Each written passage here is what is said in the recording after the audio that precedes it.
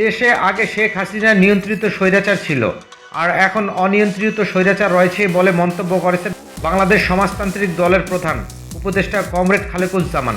তিনি বলেন, দেশে এক ক্রান্তিকাল চলছে। মানুষ স্বৈরাচারী ফ্যাসিবাদী শাসনের বিরুদ্ধে লড়াই করেছে, জীবন দিয়েছে গণতান্ত্রিক শাসনের জন্য, কিন্তু অন্তর্বর্তী সরকারের কার্যক্রম জনগণকে হতাশ করেছে।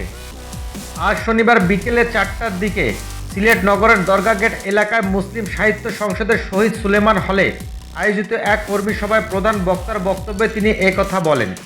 বাসদ সিলেট জেলা শাখার উদ্যোগে আয়োজিত এ সভায় বাসদ কেন্দ্রীয় কমিটির সাধারণ সম্পাদক ফজলুর রশিদ ফিরোজ অতিথির বক্তব্য দেন।